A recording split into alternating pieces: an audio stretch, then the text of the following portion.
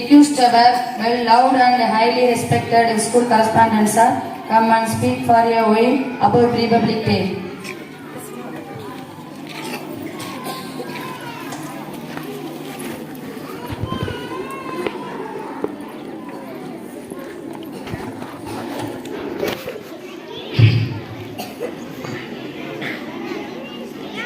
Yes. நாம் அனைவரும் மீது இறைவனுடைய சாந்தியும் சமாதானம் உண்டாவதாக.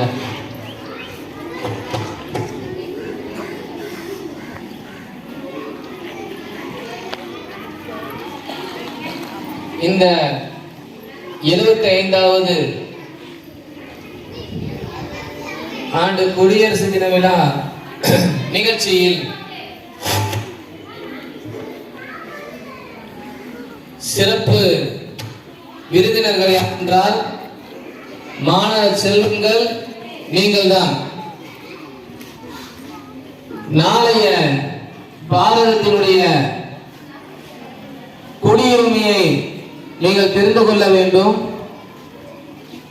இந்த நாள் ஏன் கொண்டாடப்படுகிறது, எதற்காக கொண்டாடுகின்றோம் என்பதை நீங்கள் நினைவு கொள்ள வேண்டும். 1947 ஆண்டு ஆங்கிலேயரிடமிருந்து விடுதலை பெற்றோம். 1950வது ஆண்டு ஜனவரி 26ஆம் நாள் நாம் நமக்கென ஒரு சட்டத்தை வகுத்து நாம் குடியாட்சியை மலரச் செய்தார்கள். அன்றைய நாளிலிருந்து நாம் அனைவரும் விடுதலை பெற்று குடியுரிமையுடன் நாம் வாழ்ந்து கொண்டு இன்றைய 2 நாடுகளுக்குரிய வித்தியாசத்தை நான் உங்களுக்கு முன்வைக்க இருக்கின்றேன். அதாவது 1947 ஆகஸ்ட் 15ஆம் ஆண்டு விடுதலை பெற்றோம். அப்ப இன்று ஏற்றக்கூடிய தேசிய கொடி 1947ஆம் ஆண்டு நாம் என்ன செஞ்சோம், சுதந்திரத்தை பெற்று தேசிய கொடியை ஏற்றினோம். அப்ப எப்படி தேசிய கொடியை ஏற்றினோம்னா, இந்த தேசிய கொடியாகப்பட்டது கொடி கம்பத்தில் இருந்து பாதி நிலைக்கு மேல என்ன செய்வாங்க, கொடிய ஓபன் பண்ணிட்டு மேல என்ன செய்வாங்க, கொடியை ஏற்றுவாங்க. இது சுதந்திர தினத்தன்று செய்யக்கூடிய முறை.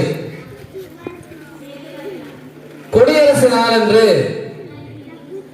அதாவது பாதி கம்பத்தில் நம்ம ஏற்றின போது அடிமைப்பட்டு கொண்டிருந்த இந்தியா சுதந்திரத்தை நோக்கி என்ன செய்கிறது, நம்ம தேசிய கொடியை பறக்க விட்டோம். அடுத்து என்ன செய்யறோம், குடியுரிமையை பெறோம். இந்த குடியுரிமை பெற்றதுக்காக நம்ம என்ன விடுதலை அடைந்து சுதந்திரம் பெற்றுள்ள அந்த கொடி பறந்துகிட்டு இல்லையா, மேல உச்சியில பறக்கணும். என்னது ரைட்டு நான் சொல்றது, கொடி மேல ஏத்தினோட கொடி கம்ப உச்சத்துல பறக்கும், அது மாற்றம் இல்லைல்ல. சரி, அப்ப இது நம்ம சுதந்திரம் அடைந்ததுக்கு பின்னாடி ஏத்தணும். அடுத்து குடியுரிமை பெறப்படும் பொழுது இந்த பிளாக இன்னைக்கு நீங்க பார்த்திருப்பீங்க. இன்னைக்கு பிளாக் எங்க கட்டியிருந்தாங்க, எங்க கட்டியிருந்தாங்க இன்னைக்கு பிளாக? கீழையா, உச்சிலையா? எனக்கு காது கேட்கல போல. அவன் உச்சில கட்டியிருந்தாங்க இல்லையா? ஆமா. அதாவது சுதந்திரம் பெற்றுள்ள நம்ம பின்னாடி நாம் என்ன செஞ்சிருக்கோம், குடியுரிமை பெற்றதை நோக்கிறதுக்காக அந்த தேசிய கொடியை உச்சியில இருந்த மினிக்கிற என்ன செய்வாங்க, பறக்க விடுவாங்க. இதான் நீங்க தெரிஞ்சு வச்சுக்கோங்க, சரியா? சரி, மூவர்ண கொடி சொல்றாங்க இல்லையா? 3 வண்ணங்கள். என்னென்ன வண்ணங்கள்? தமிழ்ல சொல்லுங்களேன் கொஞ்சம். காவி, வெள்ளை, பச்சை, ஊதாவா? அந்த சக்கரம், அந்த ஊதா கலர் சக்கரம் எங்க இருக்கும்? ஒயிட் கலர்ல இருக்கும். இப்ப இதெல்லாம் வந்து நமக்கு வந்து இப்ப ஆரஞ்சு கலர், நீங்க காவி கலர் சொல்றீங்க இல்லையா? இந்த காவி கலர் வந்து எதை குறிக்கும் தெரியுமா? தியாகத்தை குறிக்கக்கூடிய அந்த கலர் தான் காவி. நம்ம சுதந்திரத்துக்காக எத்தனையோ பேர் என்ன செஞ்சாங்க?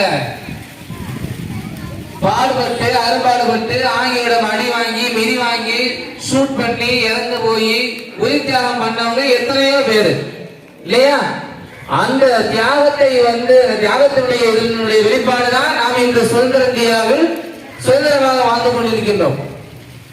ஆக அவங்களுடைய அந்த தியாகத்தை குறிப்பதற்காக அந்த காவி நிறத்தை நாம் என்ன செய்யலாம்? காவி நிறமாக அந்த தியாகத்தை குறிக்கக்கூடிய நிறமாக அது இருக்கின்றது. அடுத்து வெள்ளை, வெள்ளை கலர் நிறம். இந்த வெண்ணிற நிறம் வந்து எதை குறிக்கிறது என்றால் சமாதானத்தை குறிக்கும். இந்த வெண்மை நிறம் என்ன கிடைக்கும்? சமாதானத்தை கிடைக்கும். அடுத்தது கிரீன் கலர் இல்லையா? பச்சை நிறம். இந்த பச்சை நிறம் வந்து நம்முடைய நாட்டினுடைய வளங்களை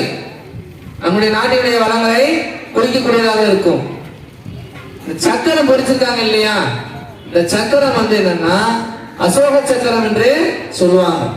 இந்த அசோக சக்கரத்தை தான் நம்ம என்ன செஞ்சாங்க? அதுலயும் அந்த சாந்தி ஸ்ரூபில வந்து 4 சிங்கங்கள் இருக்கும். இந்த காசுல பாக்குறோம் இல்லையா? எத்தனை சிங்கம் இருக்கும்? 4 இருக்கும். தம்பம் தெரியுமா? 4 தான் இருக்கா? 3 தானே தெரியும் நமக்கு. ஒண்ணு பின்னாடி ஒண்ணு இருக்கு. சரி, அப்ப 4 சிங்கம். அந்த சிங்கத்தினுடைய கீழே வந்து பார்த்தோம்னா அந்த சக்கரம் வந்து என்ன செஞ்சிருப்பாங்க? பொறிச்செடுக்கும். நீங்க பாருங்க. இப்ப இதெல்லாம் நமக்கு சேர்த்து வச்சு நமக்கு தேசிய கொடியாக இங்கே வடிவமைக்கப்பட்டுள்ளது. ஆக எத்தனையோ உயிர் தியாகங்களை அடைந்த பின்புதான் நாம் இந்த சுதந்திர காற்றை சுவாசித்துக் கொண்டிருக்கின்றோம். ஆக இனிவரக்கூடிய மாணவர்களாகிய நீங்கள் நாளைய நாட்டினுடைய தூண்கள். நமது நாடு வந்து ஒரு ஆலமரமாக நாம் எண்ணிக்கொண்டோம் என்றால் விடுதலை யாருன்னா நம்ம தான். நீங்கள் தான் நாளைய விடுதலாக என்ன செய்வீங்க? தாங்கி பிடித்து அந்த ஆலமரத்துக்கு எப்படி உதவியாக இருக்கிறது அந்த விடுதலை போல நம் நாட்டிற்கு வளத்திற்கும் ஒற்றுமைக்கும் நீங்கள் என்னவா இருக்கணும்?